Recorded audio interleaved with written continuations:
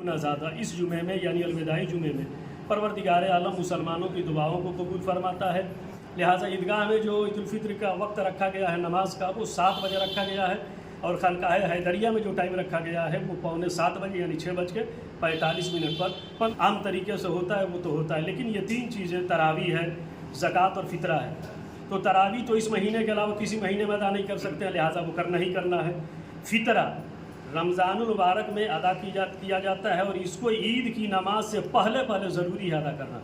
हसनपुरा प्रखंड व नगर पंचायत क्षेत्र में मुकद्दस माह रमजान के आखिरी जुमे को लेकर सभी मस्जिदों में अकीदत के साथ अलविदा जुमा की नमाज पढ़ी गई। छोटी ईद कहे जाने वाले अलविदा के दिन नमाज पढ़ने के बाद लोगों ने मुल्क में अमन व शांति तथा कौम की तरक्की के लिए दुआएं मांगी। तो आइए हम दिखाते हैं एक खास रिपोर्ट। रमज़ान में अलविदा जुमा इतना खास क्यों होता है? अस्सलामु अलैकुम रहमतुल्लाहि तआला व बरकातुहू। सबसे पहले तो मैं आपके चैनल के माध्यम से, आपके चैनल के ज़रिए मुसलमानाने बारगामा को खुसूसन और मुसलमानाने कायनात को अमूमन रमज़ान मुबारक शरीफ का ये अलविदाई जुमा मुबारकबाद पेश करता हूँ, अलविदाई जुमा का। और साथ ही साथ आपने ये सवाल किया कि रमज़ान मुबारक में ये अलविदाई जुमा एक ख़ास अहमियत का हामिल क्यों है। तो अलविदा का माना ही होता है रुखसत होना, जुदा होना, दूर होना। चूँकि रमज़ान मुबारक शरीफ में जिस तरीके से और महीनों में 4 या 5 जुमे होते हैं, उसी तरीके से इसमें भी 4 कभी कभी 5 जुमे भी हो जाया करते हैं। और जो आखिरी जुमा होता है उसको अलविदाई जुमा कहा जाता है, इसलिए कि इस जुमे के बाद फिर इस महीने में कोई दूसरा जुमा आने वाला नहीं होता, और ये फिर महीना और ये जुमा 1 साल के बाद हमें मुयस्सर होता है और मिलता है। अब चूँकि ये महीना भी हमसे दूर होता है और महीने के साथ साथ ये अलविदाई जुमा भी हमसे दूर होता है, इसकी वजह से इस जुमे को अलविदाई जुमा कहा जाता है।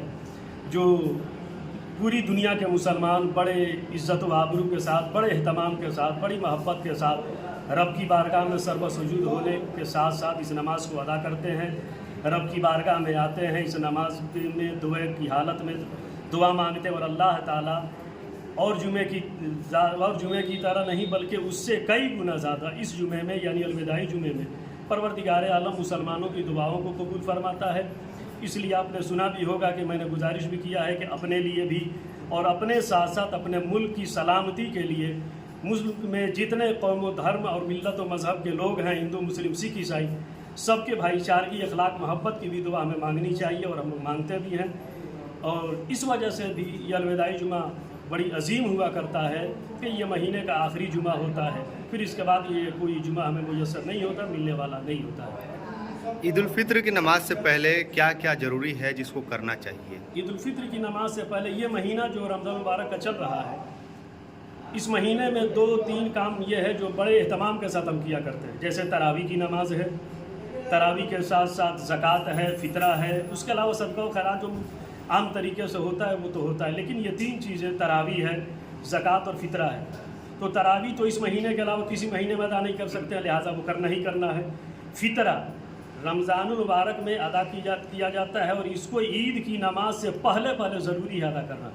ईद की नमाज के बाद अगर कोई अदा करेगा तो अदा तो हो जाएगा, लेकिन जब तक वो अदा नहीं करेगा तब तक ये रमज़ान मुबारक का मुक़द्दस महीना जिसमें हमने इबादत की है, तरावी की नमाज़ अदा की, रोज़ा रखा, रब को मनाने की कोशिश किया, ये सारे आमाल रोज़े वगैरह ज़मीन व आसमान के बीच में मुअल्लक़ रहते हैं जब तक हम फितरा अदा नहीं कर देते हैं।